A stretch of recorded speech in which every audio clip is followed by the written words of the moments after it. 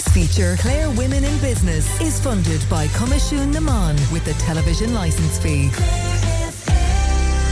And I am joined in studio by two women in business in the Banner County. A very good morning to Mary Wynne from Route 85 Coffee in Inagh. Mary, good morning to you. Hi Ellen, how are you? Thank you for having me. No, thanks very much for coming in. And from Mama's Boobie Box, you know her, Petrina O'Halloran. Petrina, how are you? Hi Ellen, how are you? Thanks for having me. Yeah, thanks very much for coming in and to join us for the rest of this hour, indeed the rest of Thursday's Morning Focus, to give us a bit of insight into your own journeys and your own careers, and bringing and setting up your businesses and progressing them. And maybe, Mary, I'll start with yourself. Can you talk to us a little bit about your career journey and what led you to start or even join your current business? Was there some sort of pivotal moment in your life, or was this something you always wanted to do?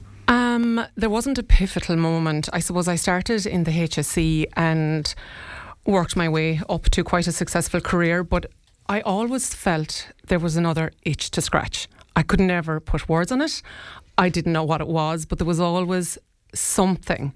So I suppose what led me into the hospitality industry was I have a long history in home baking. I mean, the running joke in the HSE was, what's she going to bring in today?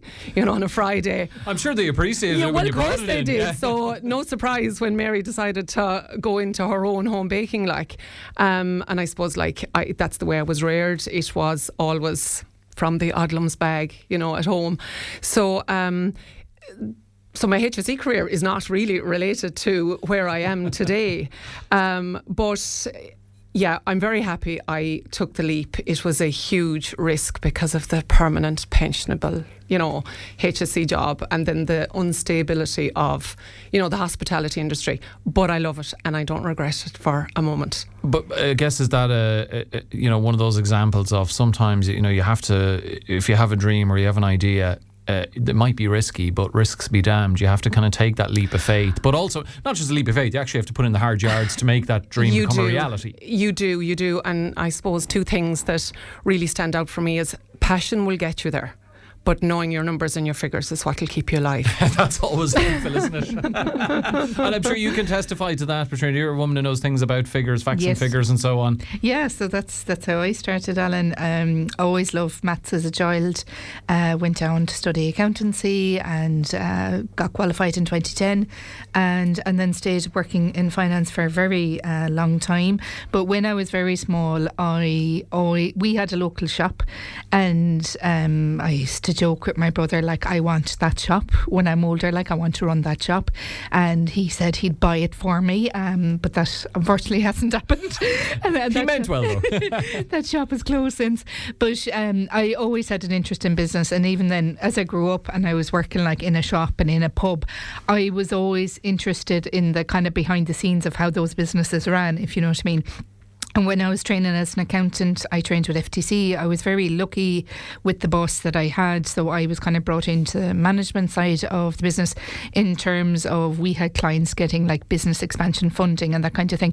So I was working a lot on business plans, cash flows, helping them get funding from the bank. So I was in that side of the accountancy So practice. did that open your eyes more to the inner workings of a business? Because you really got to see how hard somebody had to work in their business to make it work and to actually make money. And I remember there was one business setting up, and she had a lingerie business, and I was working out her projections and what she would need to sell literally every single day to pay for all her costs and just to break even, because she was going for bank funding. And I was wow, she needs to sell an awful lot for this to work, And I'm sure she didn't go bust. No, she didn't, but it really opened my eyes. And if you're not, I guess, with that kind of finance knowledge in you, it can actually be really hard to set up a business, because that part of it is really overwhelming. And like Mary said, understanding your numbers is so important for your business. And I think sometimes as women we might shy away from that as well. So it's if you are getting into business, lean into that. And Leo do loads of great courses on bookkeeping and stuff, and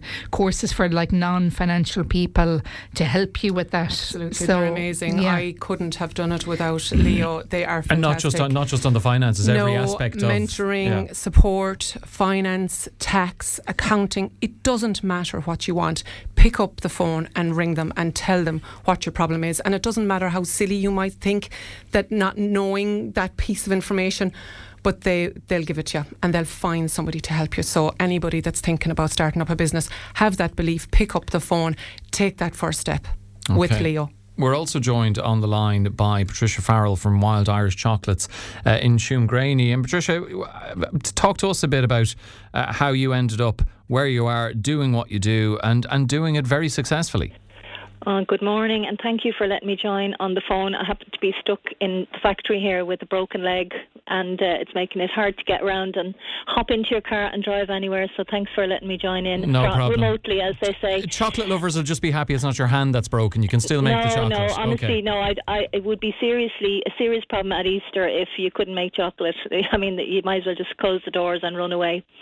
So I mean, like we started quite a long time ago. I mean, I keep forgetting how long I've been a woman in business, 27 years or 28 years now. So I feel as if I've been doing this for an awful long time, but also that I'm still learning. That's the thing that I keep finding. I was like, oh no, I didn't know how to do that.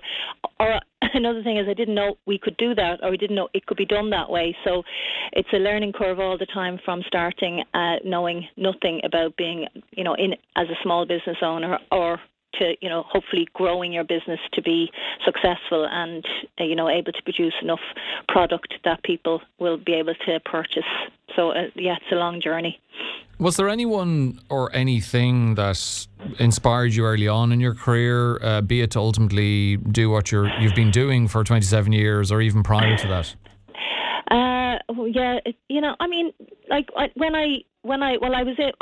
I didn't do anything food-based or small business-based or entrepreneur-based in college. When I went to university to get my degree, it was in, believe it or not, it was in history and geography. So, it's a really huge jump to go from that to actually being in a food business. But I ended up working in a very small little cooperative in North Clare, and they had restaurant, they had jam producing, they had a whole load of sort of small businesses. And when you're there involved with other small businesses that have started up, you kind of start to think, oh yeah, maybe I could do that as well. It's as if you can't see it, you can't be it. But if you see it early enough in your own journey, you do kind of sometimes realise that you can do it yourself, and also, myself and my husband, he was quite keen on starting a small business, which hopefully doesn't stay small, but anyway, so I suppose seeing it happening in a very rural part of County Clare many years ago, and being inspired by, being married to somebody who said, yeah, let's give it a whirl. So that's kind of like my two main sources of inspiration. Okay, I just wonder with yourself, Mary, were there any initial, you both, yourself and Petrina, have talked about the great support from something, the likes of Clare, Leo and so on, but even with that help, were there any initial hiccups or stumbling blocks that maybe at points you thought, oh God, have I made the right choice here? And how did you navigate your way through those? Give up hope. I have those regularly, and one of the things that really gets in my way is when I need to be an electrician all of a sudden, and I need to be a plumber, and I need to be an engineer because something has gone wrong in a coffee machine. And only last week I was standing at one end of the drive-through structure, and my daughter came in the back and she goes, Roisin, she says, why is there a flood? I was like, what? The place is covered in water. The water boiler is spewing out water. So I just opened the back door. There's 3 Scottish guys after coming through the drive-through. They're doing something up with windmills. I was like, lads, does anybody know anything about stopping water coming out of a pump? They legged it out to the van, and they're inside on their hands and knees trying to stop this water. That just gets to me all the time. I have my own tool bag and everything now at this point. So there's always that really, they're the physical structures of women trying to run that sort of a business when you don't know. And I would say, no more than contacting Leo, keep in with your people, that the handyman, you know what I mean? Because when you need those, you need them now. I presume they solve that problem. They did, and my amazing plumber arrived within 2 hours with a new boiler. So Well, I'll tell you all what, I was know sorted. Supermax give out gold cards to certain people. Those Scots fellas deserve a No, they a did. Route 85 They gold did. card. They did. They got 3 apple muffins going away for their break. But it's funny because if something goes wrong, I'm looking around for the man wearing the Snickers pants. The man wearing the Snickers pants is an all-rounder. You know, anyone for a free coffee wearing a Snickers pants, I'll find you a job. Well, moving on from that to you, Petrina. Have you ever had a moment like that? I don't know, water spewing everywhere, or in Mama's Boobie box? Any mishaps, or you thought, oh, jeez, how am I going to deal with this? No, Ellen, although last year I did go through a really hard time with the business, and it was from known other women in business that went through something similar that could help me out, basically. So somebody in the UK tried to steal my business name. Oh. So I have copyright on my business name in UK and in Europe, and I have a trademark, and she found me through another business that I write for, and she decided to set up the Boobie box, which is obviously very similar to my business. Yeah. And like, I'm established in the UK for nearly 4 years. I've been selling into the UK. So I was like, okay, wait a minute here, what's going on? And I started following her on her Instagram to see what she was doing.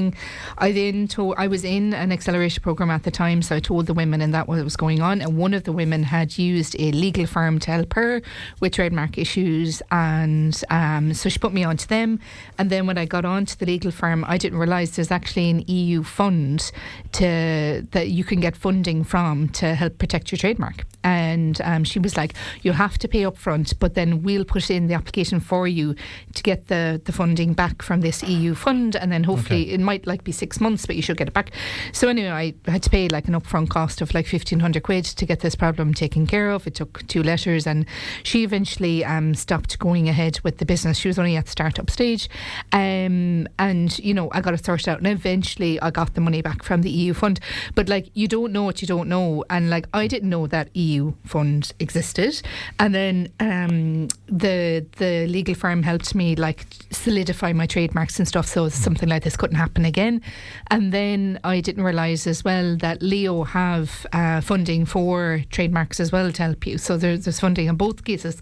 So I would say if you are starting out in business, you're creating something that needs to be, you know, protected in terms of branding, or maybe you're creating a product that's patented or whatever, do it properly, like go through the proper legal channels, and there's funding there for it, because when you do, then you're protected, and something like this happens, you can easily fight your case. So and you've touched on something really important there, Petrina, and I don't know, Mary, Patricia, if you want to come in this, the value, obviously Clare Leo again very helpful in that regard, but the value of networking, being in other groups with other female entrepreneurs and women in business who, you know, one of them help Petrina in the legal route. You, as you said, you don't know what you don't know, but somebody else might be able to help you navigate that and help you out. Yeah.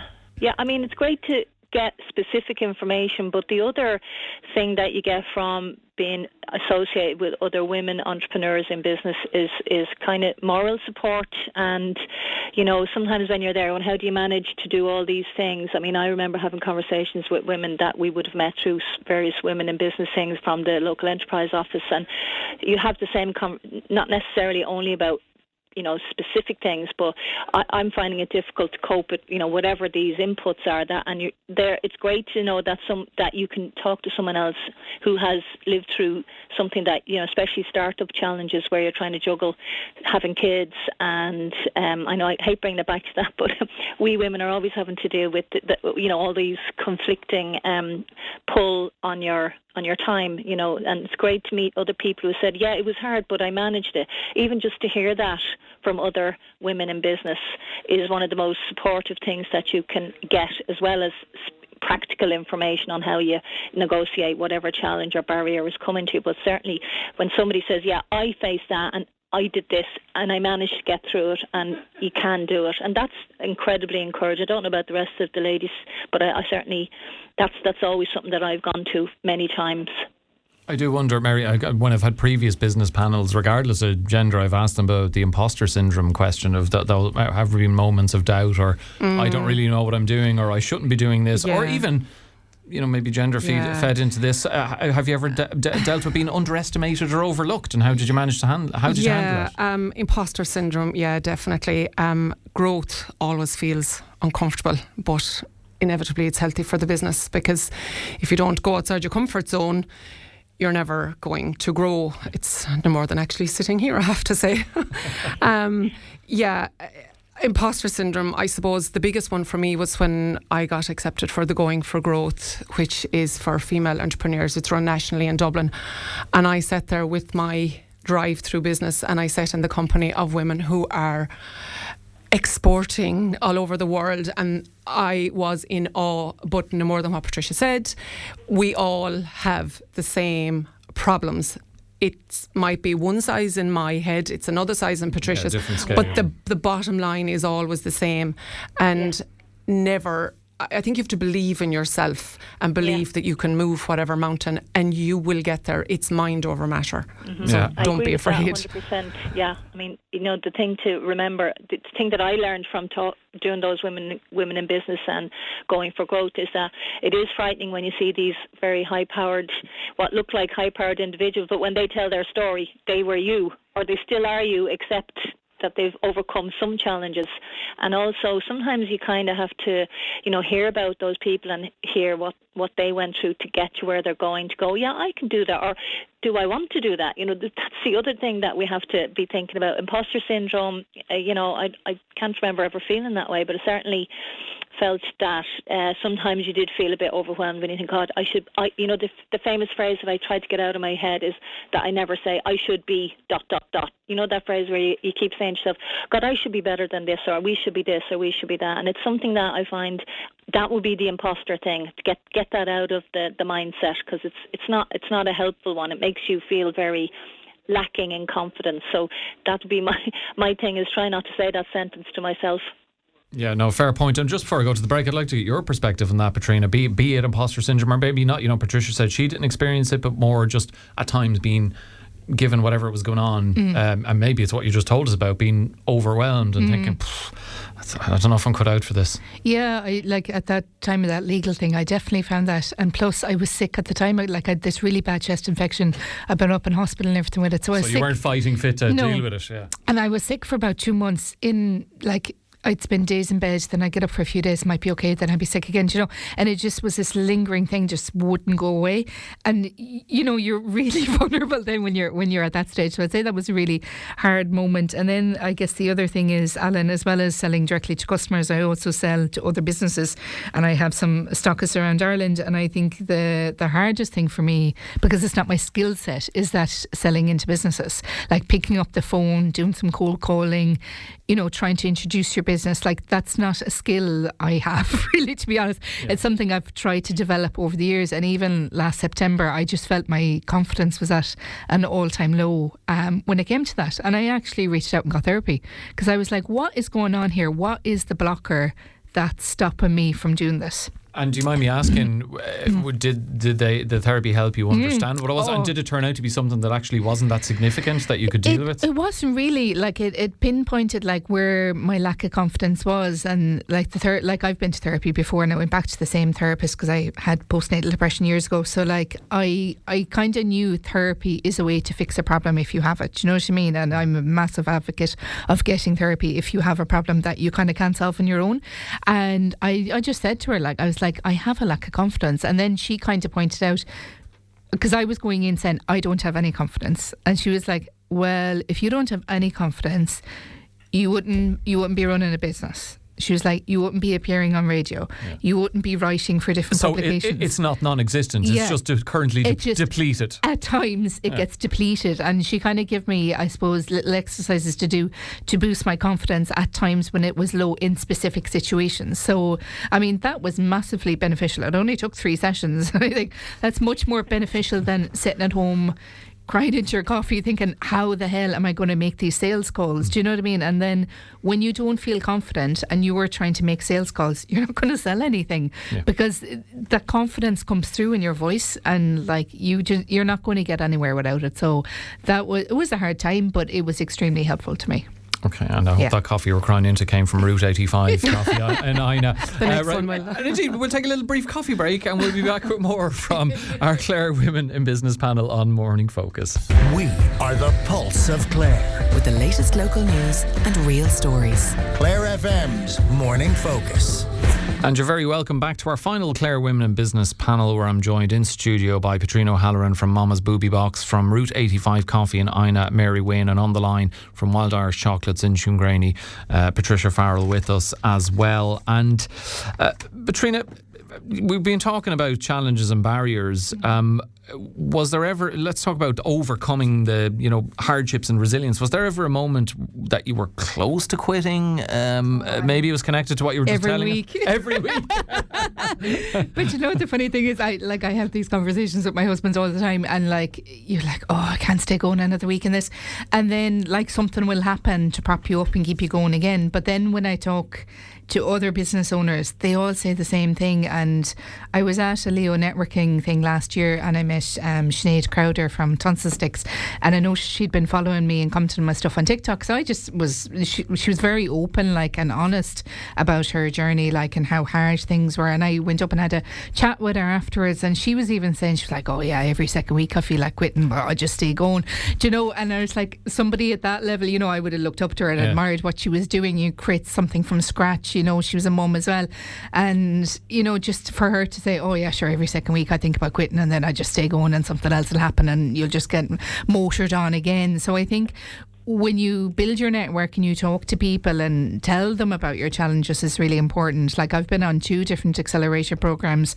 so I've probably about 16 different women in WhatsApp groups that I can contact at any time. I regularly meet up with another woman in business in County Clare who I met on Acorns, and turns out she only lives down the road from me, so that was brilliant. And we meet up and have business chats and stuff, and just keep each other going, because a problem shared is a problem halved. And like Mary said, regardless of the problem, somebody out there will have the same problem. It just might be on a different scale, but we're all having the same problems in business. It's either managing employees, it's trying to grow your business, or trying to get the market to let you know exists. They're probably 3 the biggest problems any business will have, regardless if it's a woman in business or not. My biggest issue usually is time constraint, because I have 2 kids, I don't have much childcare, so I have to work school hours. I don't have a choice, and that's just the way it is. And I just get on with it and do what I can with the time I have. And you've touched on something there I was going to ask you all about, which is when you're running your own business, or even if you have a few employees, the amount of time you have to put into it, Mary, the temptation, particularly in the early stages of a business, you think, I'm going to have to put in a lot of hours here to get it up and running, and then once it becomes successful, hopefully I can scale it back a bit. Or maybe that doesn't happen. Do you end up doing 50, 60 hour weeks to the detriment of the rest of your life? It never happens. It's like people say, you need a week off, you should take a break. Okay, for example, I'll equate it to you break a leg, you go to Spain. The broken leg comes with you. When you go to Spain and you're lying on the beach, the business is still with you. You never switch off. That must be... Does that not drive you crazy, though, never being able to switch off, even when you're trying to enjoy yourself and decompress? It can. Now, I have to say, and I have to give a huge shout out to my daughter Roisin. She works in partnership with me, and because we both work in the business, and when you talk to, I'll call them professional business owners, they would say work on your business, not in your business. I love working in the business. I love meeting the customers. I am what drives it, along with Roisin. But when you come home in the evening and then you have to sit down and do the paperwork, and your husband's trying to watch the television and you're having a conversation about staff or price increases, it's very difficult. But don't let that turn anybody off. If you love it and you have a passion, I enjoy it. It is busy. Yeah, there isn't a switch off when you run your own business. That's the answer to your question. Well, do you find yourself in the same boat, Patricia, or have you managed more successfully to decompress? I've gotten a bit better over the years, but still, no matter what you do, the biggest problem is to be going to bed trying to sleep with list making. I don't know if the rest of the girls there are thinking, oh yeah, the list making goes on, oh God, I never did this, and oh, I better remember to do that in the morning. So you think you're detaching, you think you're being, I'm a little bit better because my kids are grown up, so I don't have they're off doing their thing, so I don't have to do any school runs anymore, so it does give you more time, but certainly you carry the business with you, and like even if you're not supposed to be at work on Saturday and or Sunday, you're still sitting there. You might be working on your website, you might be saying, I better put up those products that I didn't get to put up during the week. So you're using your downtime to do things that you don't get to do during your uptime when you're actually on site, or on your 9 to 5 or your 9 to 7 or whatever it is that you end up doing. So yeah, I mean, I have gotten a bit better, but I don't know if I'll ever get to going home at 5 o'clock and not having to think about it until the next day. So I don't think it's possible for entrepreneurs. My God, if I still had the St. Patrick's Day hat that Mary Howard had brought in for me, I'd be doffing it to the three of you. I don't know how you do it. Even listening to that, I think I'd go crazy. But clearly, Petrina, I think Mary touched on it. She says she loves it. I mean, when the wins you get, when you get you sell a lot one week, or you make a big deal, or you see progression in the business. Well, Petrina, just address that one to Petrina, Patricia. Oh, sorry, I apologise. Yeah, Alan, I think I'm still waiting for my big win, to be honest. But I suppose a few things has happened. Like in the last year, I started off with just a gift box, and I was selling other people's products, and then wasn't really intentionally planned, but I started then designing, manufacturing my own products, and then this year I've decided just to focus on that. So the business has evolved and changed as I've gone along. Is that a good move, because you're offering your own unique products or unique take on it, which marks you out as different from competitors? Exactly, yeah. And like when I'm selling other people's products, I sell on the website at the moment, just to give that a plug. I guess you're constantly trying to state the benefits of other people's products, and I think when you design and make your own products, it's more personal to you. You'd be more passionate about stating that case. Exactly, yeah. And like I breastfed my kids, that's how I got into the business, because I was passionate about that. So I guess that's the thing about like making that change and making that switch. And also, Alan, I was trying to simplify the business, because at one stage I had like 45 products on the website, which is like, and I'm working like 20, 25 hours, 30 hours sometimes when I can manage it on the business. So that's an awful lot to manage with everything else. And I guess at the start, when I was set up the business, probably burnt myself out a bit trying to be all things to all people. Do you know what I mean? And at some point you have to say, okay, what's working, what's not working? Let's cut out, what's not working, and let's just focus on what is working. So I suppose one like small win last year is Tesco in the UK came to me last year, and they have a marketplace, and they said, we'd like you to list your business on our marketplace, because we feel you represent breastfeeding with integrity and honesty, and that's something that we'd like to have on our website. So that happened, which is, it's great to show that happened. But, every big thing like that has its downsides. Tesco are really difficult to deal with. Their platform isn't absolutely amazing in terms of the technology and everything. So, even though that looks lovely for Instagram, the behind the scenes work of that takes a massive amount of time. But I suppose the flip side of that then is the connection with such a huge chain and huge brand it's great to be attached to that. Yeah, exactly. Yeah. So, and then late last year, I pitched to a few big retailers. I'm still trying to get a conversation with Dunnes, so that's kind of going back and forth, and I'm still knocking on that door. So those things can take so long in the background, and I think that's one thing people don't understand about small businesses, all the kind of hard work that's going on. So if that big win ever happens and I do get listed in Dunnes, like people will just see that happened, but they won't see I've spent probably a year and a half trying to make that happen. You never know. I'm sure the Morning Focus and Clare FM is on in many Dunnes outlets at the moment. Mary, what do you wish you'd known when you first started out that you know now or have known for quite some time? What do I wish I'd known? I suppose I've mentioned... That you'd be thinking about spreadsheets at midnight, or... I suppose what I said earlier about the switching off, I suppose, really, I didn't realise that it would be so much. And I didn't have Katrina's business experience, at the start. Now, my son is an accountant, so he stays on my tail, which is great. But I didn't realise how expensive it was to run a business. Sometimes you have to learn your margins the hard way, and I suppose for me in the business, culture and the warm and the friendly smile is a huge part, but sometimes you have to make price increases to keep the business sustainable. They're hard decisions. you imagine when you start a business that all of your customers are going to be amazingly happy and they're all going to walk away. But, you will meet that customer who, will pass the cross remark about the price of something. So some of them have given you a piece of their mind, have they? Yeah, sometimes. Now, I have to say a very small amount. Most of the customers are lovely, but I suppose I wish I knew that those hard bits from the start, the margins, the finance, the business, the accounting, the tax, all that. I suppose I was a bit naive thinking, oh yeah, sure, I'll do it and I'll cross those barriers. Now I have, which is fantastic. We're open 4 years and we're very successful, and hopefully onwards and upwards, and hopefully we'll turn a new page soon. You know what I mean? Yeah. But yeah, it's not easy, but willpower will get you through it. You know what I mean?